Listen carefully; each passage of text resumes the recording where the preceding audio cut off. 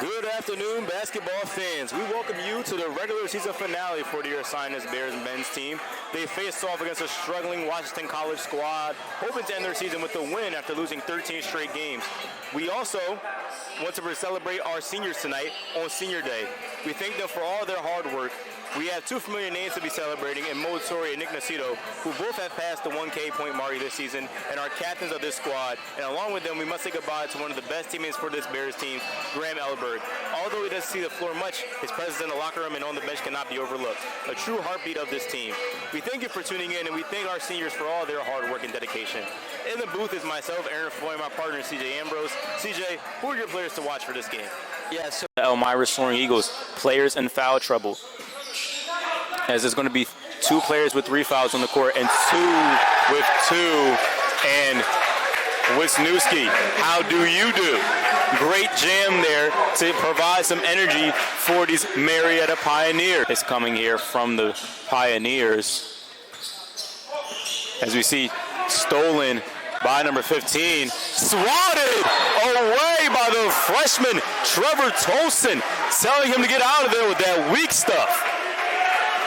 Tolson with a big burst of energy, not allowing the play to be called dead and just give free points up to the Pioneer. Big man stopping the layup there by number 15, Seth Anderson, as Jasper Buck, 3, good, shooting the lights out like he pays the bills. That's his third for 3. Spinning, Nacito now between the legs, spin move, faking it, get to the lane, you do very well. Using the self-checkout lane will be Mr. Nick Nacito, finding his way to the basket. Is trying to throw him off, and they do. Mo Torrey now. 16 seconds remaining. You're down by 2 if you are the Bears. What will you do? The hands is Nick Nacito. Spinning. 7, 6, 5. Finds Jamie Murphy. Gets it to go. Bouncing successfully. And that will be a timeout served to the men in the Marietta Pioneers Navy Blue. What clutch from Jamie Murphy. Working here with the ball guarded 94 feet by Aaron Glanz. good job Almost getting a stolen hand away on it. by Afro Black. 3 doesn't fall. Rebounded by Fodder. Pushing it up the court fast. Yep. And Madison Smith deep 2. Doesn't get it. Bounces out. I want to see the game slowing down here for the Shorewoman.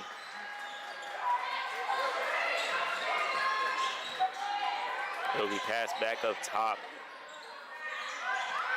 And now it's just look like they're trying to work out of the post, but now it's finally dragged out here with 10 seconds remaining on the shot clock. We've seen another chance of the Bears forcing a shot clock violation. Will they be able to do it? And Ava Pacenti, great hands. It's going to be a foul call on Pacenti.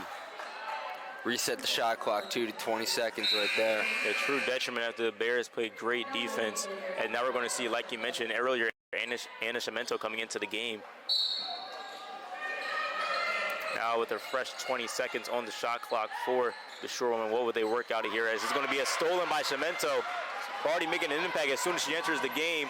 Working on the fast break. Now it's reset to a 5-on-5. Oh, she's wide open inside. Yeah, just a missed opportunity there by Fodder to find Anna Cimento, but Ava Pacenti will be able to score the basket either way. Great finish right through the contact. Exactly. Great rate of work there for Ava Pacenti to get that basket over the defender.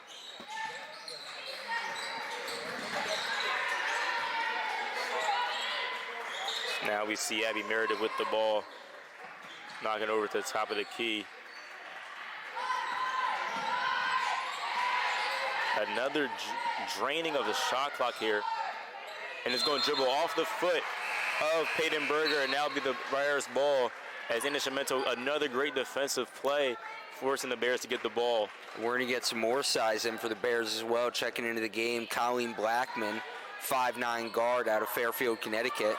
Yep, and also coming into the game for the Shorewoman will be Ellie Carter-Sereno.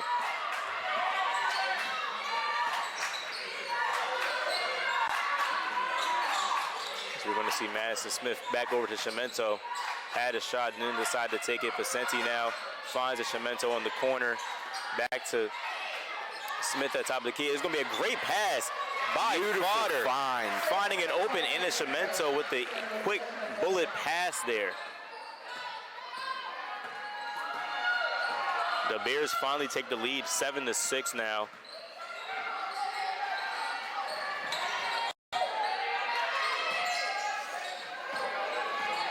It's not going to be a layup. Great contest by Cemento. 3 great defensive plays by Cemento here. It's going to be a 1v1. It's going to be a missed layup there. Rebounded by the Shore women. So now we see Blackman guarding. Emma Robson Heffley is going to go now back down low. And the Cemento just wasn't able to stop Boggs there. It's a great finish. Absolutely. Just using the spin move to get it's not bad defense either at all. That's just a good possession right there for Washington College. Absolutely. Nice pass. Nice finish. Great vision by Madison Smith right there to find Cemento immediately. Great job. Great just back-to-back plays for the Bears. Just finding offense quickly as possible and then also getting the possible best plays on defense too. As Ava Spencer, I should say, now with the steal. Shocker. Colleen Blackman, 3, good! And it's going to force a timeout for the Shore woman. Colleen Blackman knocking down the 3 to get her first points of the night, and the Bears will lead 12-8 as they send you to a quick break. Now, you see a pull-up shot attempt. Why not knock it down? It's a great 3 from Banks. This game getting a little physical. You have 2 teams that really know what's at stake here. Super talented teams getting a little chippy early on. It'll be interesting to see how this one progresses.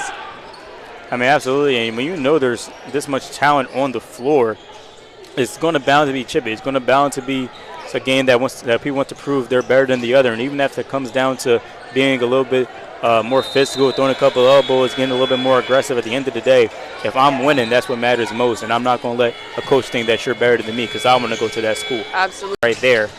So now we'll see Middleton spin move, dribble through, and that's going to be an and one basket for Middleton. What finesse to get down low and work on the one-on-one opportunity and send herself to the free throw line.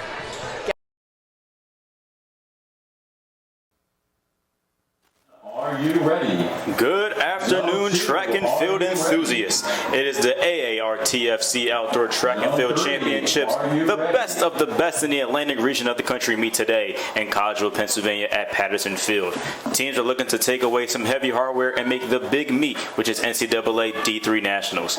Here in the booth is myself, Aaron Foy, current track and field athlete at Ursinus College, and right beside me is my teammate and broadcast partner, Aiden Heppard. Aiden, we have an absolute treat to be broadcasting such an event. Tell the folks back at home what this meet means.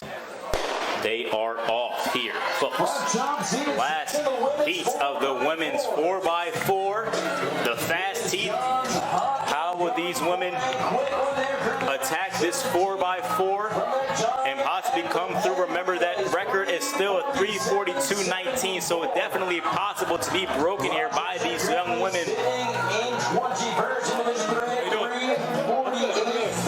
As we're going to see a tight race in the beginning, TCNJ still holding on strong through 300 meters.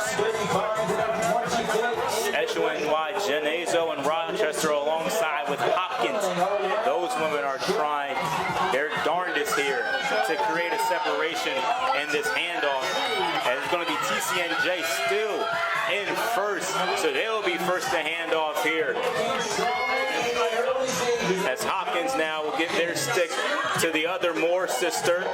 TCNJ and Moore of Hopkins fighting here, but it's going to be Madison Moore looking like she's going to stay out front. If not, looks like SUNY Delhi's Miranda Cole will actually have something to say about it. Those two are battling at the cutting line.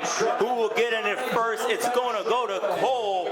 Moore has to battle. It looks like she's going to stay in lane 2 before she finally gets behind Cole. Cole is fighting hard here.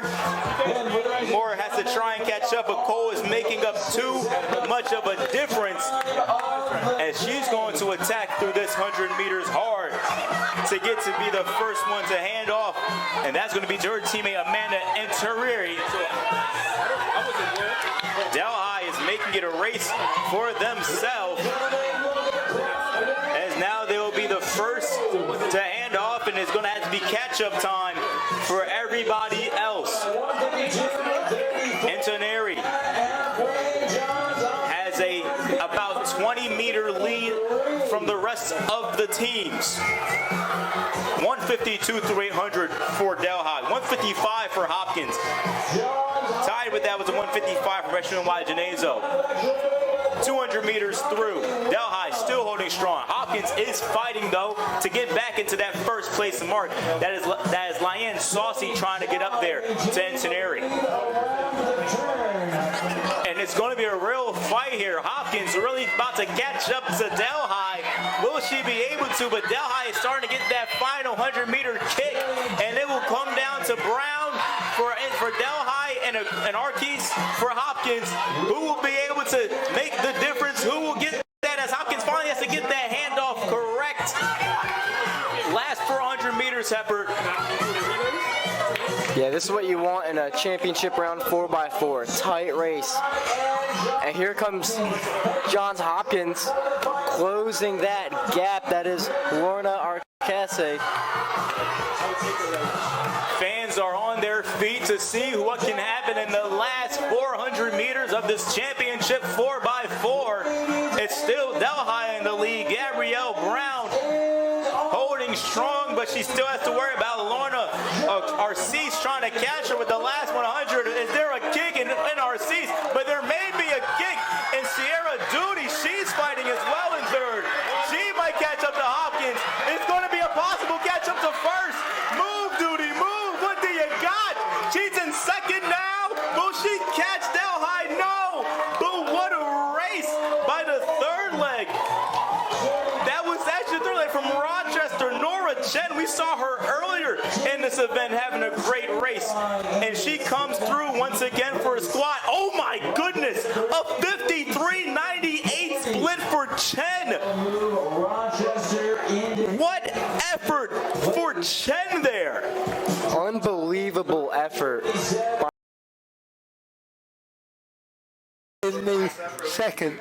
Yeah, and if we look back at the first half, I simply it's been a lot of run. I mean, run for his run has basically been what they told the teams here. We have constant runs from both teams, one of them allowing them to come from a touchdown from Jason Bernard, but there's also been 97 rushing yards for Gettysburg with only 55 rushing yards for Ursinus, 16 attempts from Ursinus, and 20 attempts from Gettysburg. So I feel as though we really have a lot of runs seen here. And like you mentioned, the wind is not helping these teams want to pass, but on the opposite end of it, the ball is flying, though. It's been 9 passes from Gettysburg for 86 yards, and there's also been 7 passes for Ursinus with 120 yards. And then we also look at some key players here. Jaden Lewis has 52 yards on the night. And then we have Michael Drelak for Gettysburg with 60 yards on the night. Both teams are putting up some efficiency, but like you mentioned, Ursinus football has been struggling here to put some points on the board against the winless Gettysburg Bullets. It's not really something that we came to see. We came into this game expecting a real big, separation between these two squads, but it's seen a lot of the similar on both ends. And you can't just look at the score and say Gettysburg isn't putting up a lot of numbers just because they have 3 points. They're putting up a lot of good efficiency, too. It's just a matter of they just haven't found the end zone tonight. Yeah, no, you're right about that. And